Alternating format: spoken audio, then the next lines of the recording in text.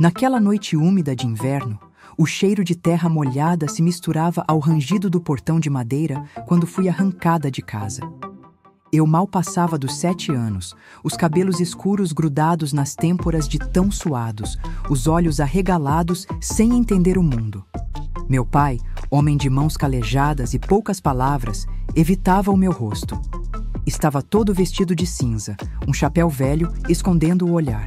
Ele segurava meu braço com força suficiente para doer, mas sem gritar, como quem carrega um peso que quer largar logo. A cozinha ainda guardava os resquícios do jantar. Arroz duro nas bordas da panela e cheiro de carvão no ar. Minha mãe, cansada, recolhia a mesa na outra ponta da casa e naquela noite não me deu boa noite, não beijou minha testa. Não sabia que era a última vez. Lá fora, encoberta pela escuridão, um caminhão parado, faróis enfraquecidos, me esperava como o destino que ninguém merece. 2 homens conversavam em voz baixa, e um deles tinha um casaco com remendos azuis. Outro, sapatos de sola grossa e bico largo, que faziam um som peculiar na lama. Eu não chorava, ainda não entendia o suficiente. Achava que meu pai estava me levando para a feira, ou talvez para visitar a avó doente, quem sabe comprar roupas novas que ele sempre prometia.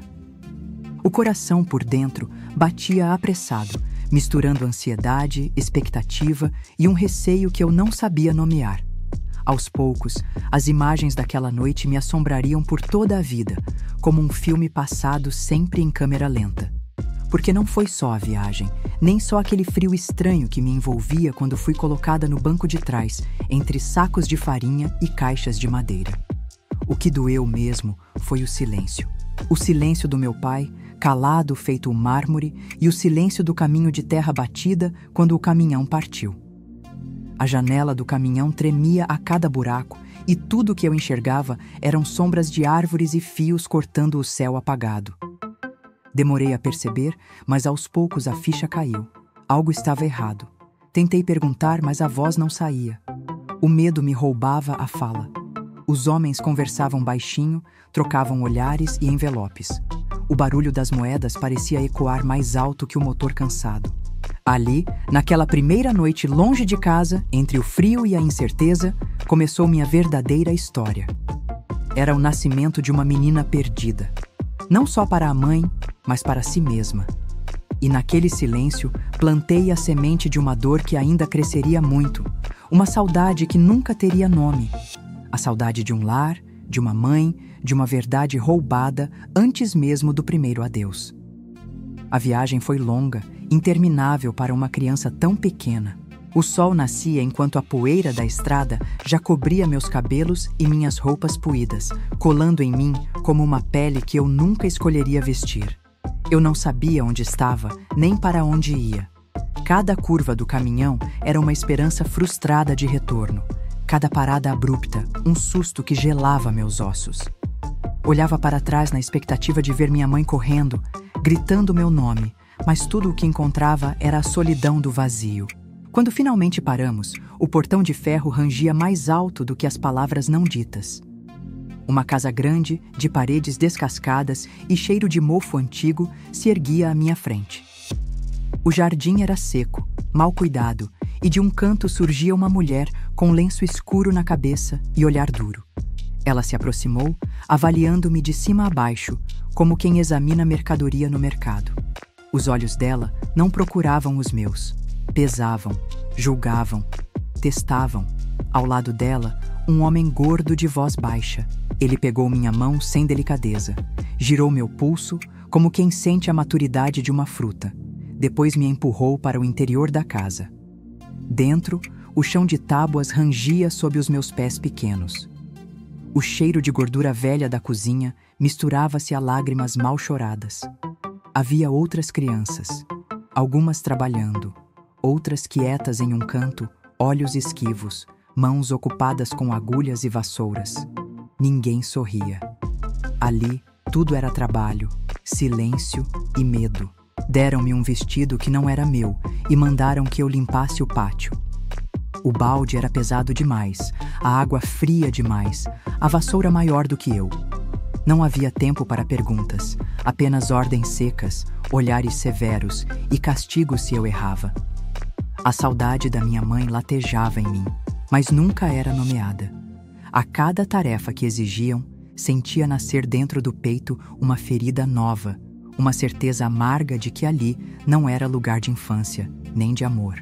A noite caía, e no quarto de chão batido onde dormíamos apertados, uma das meninas mais velhas sussurrou ao meu ouvido: "Aqui, a gente só chora quando ninguém vê." Era um segredo pesado e costurado por outras dores. Abracei o resto da minha coragem e prometi a mim mesma não pedir para voltar, não suplicar pelo colo que há horas não sentia. Fechei os olhos, tentando lembrar do cheiro dos braços da minha mãe, do calor da cozinha, do barulho familiar das panelas, mas a lembrança se diluía como fumaça ao vento. E foi assim que conheci a solidão do abandono, o peso da mentira e o início da minha nova vida, marcada pelo medo, pelo trabalho forçado e por uma saudade que parecia crescer junto com o corpo.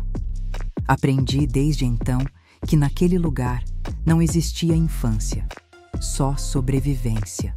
O tempo naquele casarão parecia não passar, como se cada amanhecer fosse um castigo recomeçado. Levantava ainda no escuro. Algumas vezes sequer dormia de verdade, o sono picotado por pensamentos doloridos e pesadelos intensos. As tarefas eram sempre as mesmas: esfregar, carregar, remendar, calar. Meus dedos, antes macios de criança, logo ficaram marcados por feridas e calos, sinais de um trabalho forçado e de uma infância arrancada sem piedade. Nesse novo mundo, aprendi rápido que não havia espaço para perguntas. Todas as respostas vinham em forma de bronca ou castigos duros. Privação do pão, horas de joelhos no milho, chineladas nos pulsos pequenos. Colei no corpo o silêncio e, aos poucos, fui esquecendo o som da própria voz. Lembro de sentir falta até do calor do sol na pele, já que a maior parte do tempo era passada em ambientes fechados, em meio ao cheiro azedo de tecidos velhos, sabão rude e panelas sempre sujas. O nome da mulher, dona do lugar, nunca soube ao certo. Uns a chamavam de Madame, outros de nomes piores sussurrados ao escuro. O homem, patrão, exigia obediência e olhares baixos. Tinha um cheiro de fumo e suor e se orgulhava de nunca sorrir para ninguém. Criança não era vista, era usada. Pernas, braços, olhos, tudo para servir. Não havia carinho nem histórias, apenas listas de tarefas e cobranças incansáveis. As outras meninas e meninos, meus irmãos por destino, ensinavam o pouco que sabiam. Alguém me mostrou como esconder comida nos bolsos sem ser vista. Outra me ensinou a amarrar trapos em volta dos pés nos dias muito frios. Dividíamos medos, pequenos pedaços de pão e trocávamos silêncios cúmplices nas noites mais pesadas. Algumas já haviam perdido o brilho nos olhos. Outras mantinham uma esperança frágil, como brasas acesas apenas em segredo. Com o tempo, as lembranças da minha mãe começaram a se apagar, confundidas com sonhos ruins. Era como se ela fosse uma figura distante de conto, uma invenção de minha dor para suportar a ausência. Eu forçava a memória para lembrar da cor dos olhos dela, do toque da mão nos meus cabelos sujos, mas o que vinha era só a sensação da perda. Internamente, lutava para manter a imagem viva. Imaginava cartas que nunca escrevi, mensagens silenciosas mandadas ao vento, sempre com a esperança infantil de que um dia ela descobrisse a verdade. Nesse processo, cresci rápido demais. Aprendi a esconder lágrimas, a engolir perguntas, a suportar o peso de uma tristeza que não era para alguém tão nova. As marcas físicas do trabalho eram visíveis, mas as mais profundas se faziam por dentro. A desconfiança, a sensação de não pertencimento, o medo de nunca ser amada. Aos poucos, fui aceitando aquela falsa identidade que me impunham. Órfã, sem passado, ninguém. Era mais seguro passar despercebida, não alimentar esperanças que só machucariam ainda mais. Ainda assim, existia uma fagulha teimosa de resistência. Uma vozinha bem pequena que insistia em lembrar da minha vida antes do portão se fechar para sempre. Naquele lugar, entendi a diferença entre sobreviver e viver. Sobrevivia todos os dias, mas, por dentro, insistia quase em segredo em sonhar com uma verdade diferente, com a possibilidade de reencontro, de justiça, de cura para uma criança abandonada ainda tão cedo. A adolescência chegou devagar, sem avisar, como tudo naquela vida de silêncios. Meu corpo se transformou à força, crescendo entre dores e sustos, sem espaço para inocência nem vaidade. Não tive festas, nem vestidos novos, nem um aniversário para lembrar. O tempo apenas marcava o quanto eu estava ficando mais forte, embora o coração, ainda parecesse frágil, carregando mágoas que nenhuma outra menina conhecia. Com uns 12 ou 13 anos, comecei a perceber melhor o mundo fora dos muros do casarão. Via pela janela alta da sala de costura crianças brincando na rua, senhoras indo ao mercado, famílias reunidas em tardes de domingo. Cada cena era como um quadro inalcançável, uma lembrança de tudo aquilo que me foi negado. Ali, dentro da casa, só existia serviço, cobranças e disputas veladas por migalhas de bondade. Adolescente, minha rebeldia não explodia em gritos, era uma resistência muda. Recusava, calada, a fazer serviços para os patrões mais cruéis. Escondia caridade entre as crianças menores, ajudava quem sofria castigos mais pesados. Aprendi a sentir o tempo, a perceber a mudança do clima apenas olhando para o céu, a calcular quando era mais seguro arriscar um desafio.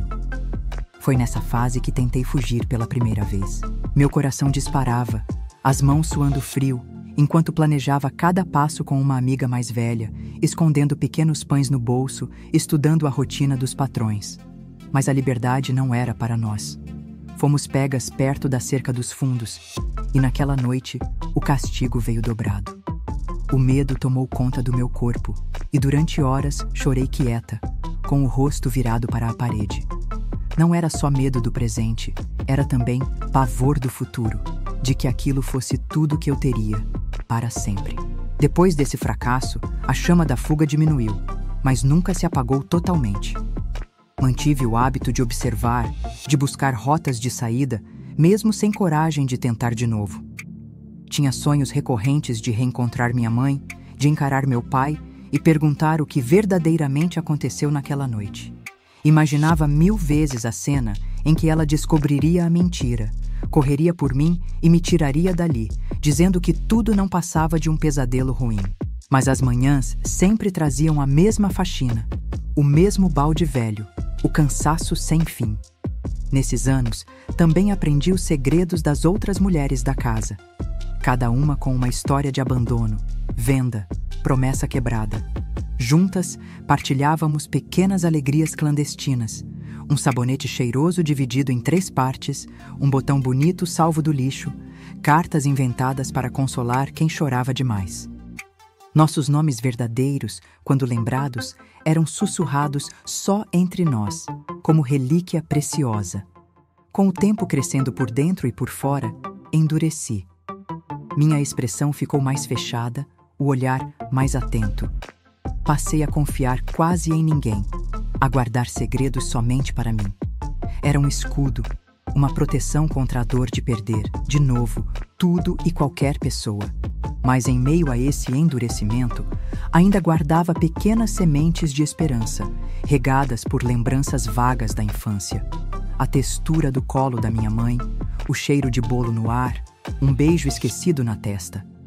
Era a criança que sobrevivia escondida dentro da mulher que eu ainda não tinha coragem de ser.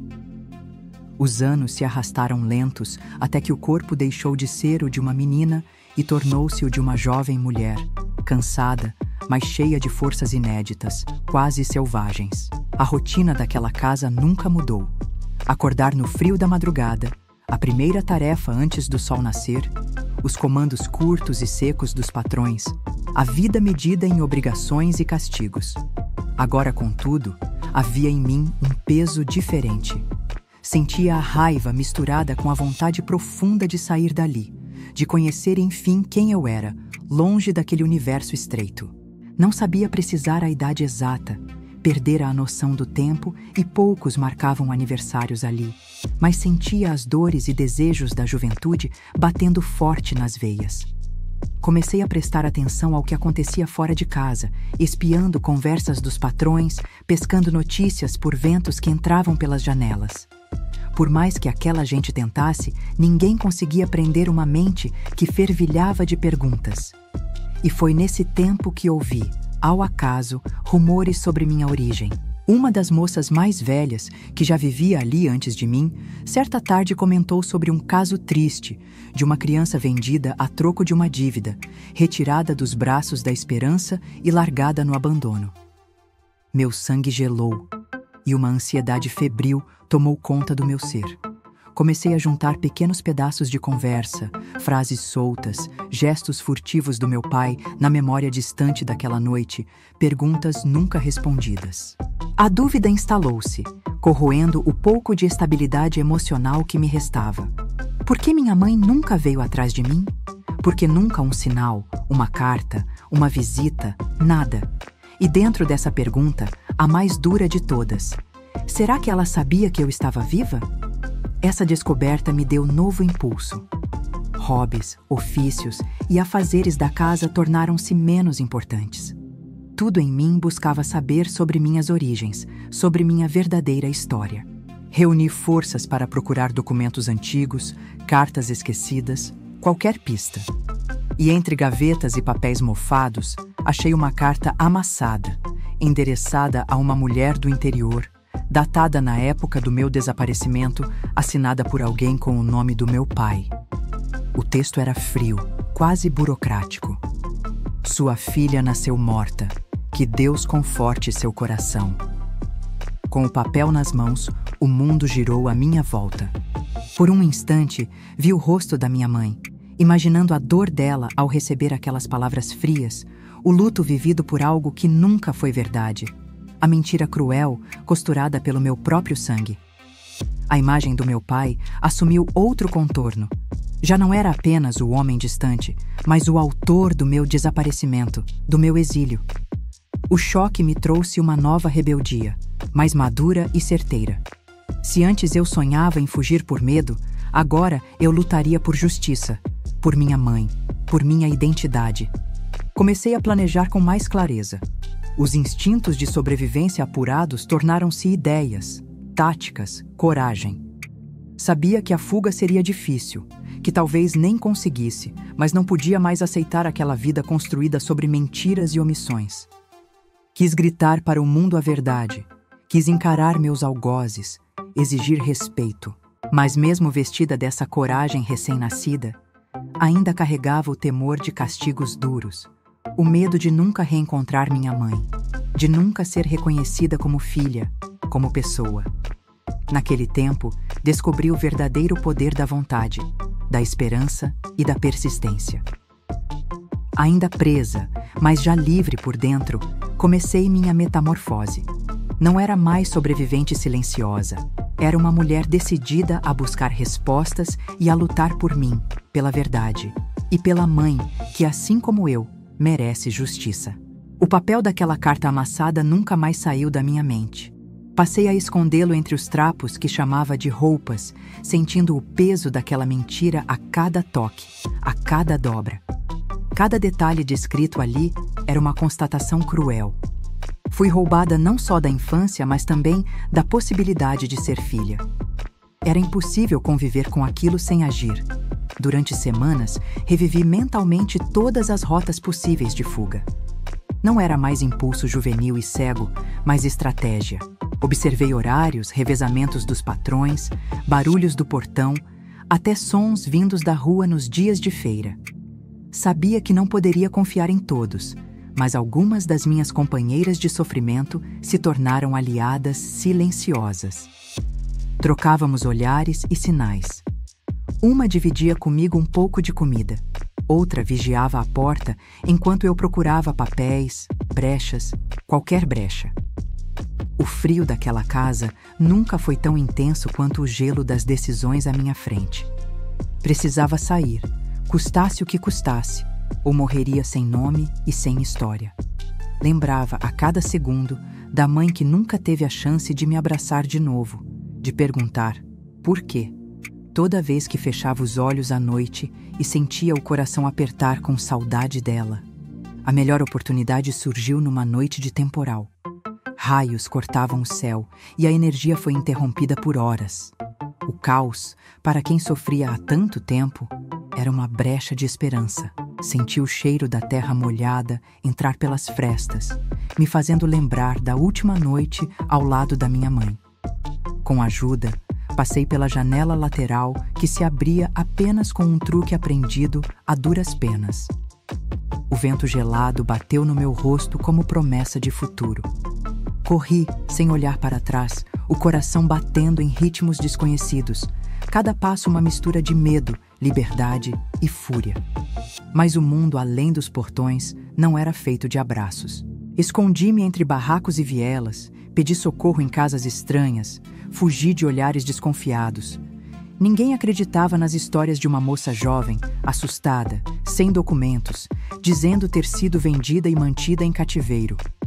Calei mais uma vez, inventei nomes, chorei em silêncio enquanto buscava abrigo no escuro. A cada dificuldade, a lembrança da carta me impulsionava. Não podia desistir, não quando a verdade estava tão próxima de ser revelada à mulher que me gerou e por tantos anos chorou a morte de uma criança viva. Nesse tempo, aprendi a lidar com a solidão de um jeito diferente. Ela não era mais só tristeza, era também força. Eu era sobrevivente e guerreira, não mais vítima. Entendi o valor da liberdade, mesmo que provisória, e a importância de voz, mesmo que tremida e cansada. A transformação foi dolorida, mas real. Percebi que nunca mais seria a menina doce arrancada da infância. Agora, era mulher ferida, sim, mas também determinada, capaz de desafiar o destino traçado pelos outros.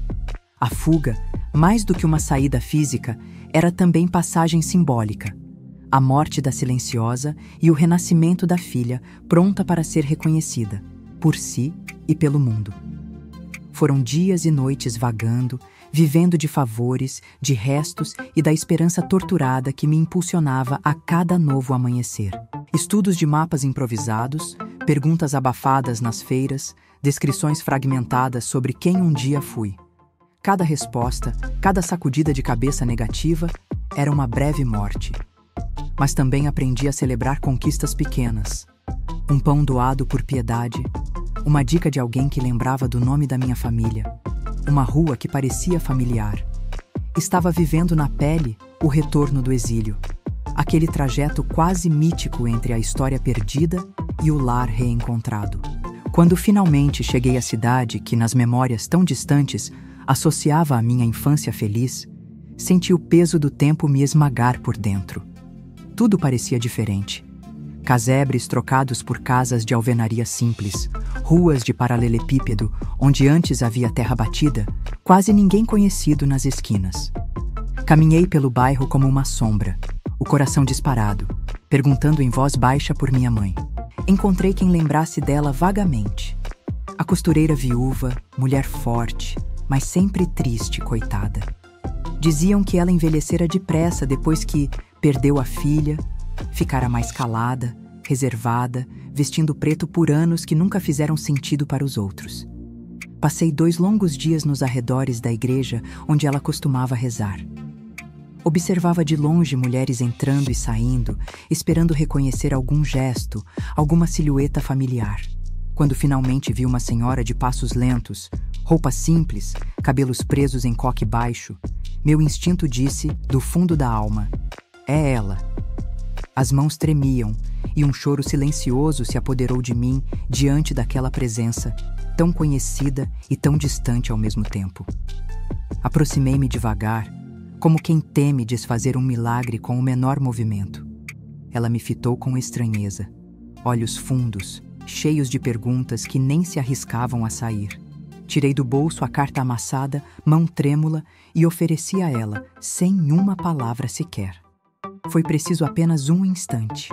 O olhar dela desabou. As mãos subiram à boca, abafando um soluço seco. As lágrimas, que há anos não caíam, começaram a escorrer sem controle algum. Ficamos ali, as duas, paradas diante do tempo que nos foi roubado, sentindo o peso da verdade e a leveza do reencontro rasgando nossas defesas. O abraço veio depois de um silêncio infinito. Não foi um abraço de alegria, nem de alívio imediato. Era o abraço dos destroços, das partes partidas que sonharam tanto em voltar. Ela cheirava a perfume de lavanda antiga, roupa limpa e dias sofridos. Encostei a cabeça em seu ombro e chorei como a criança que nunca pôde chorar. Pela primeira vez em muitos anos, senti o calor de um lar, mesmo que provisório, mesmo que confuso.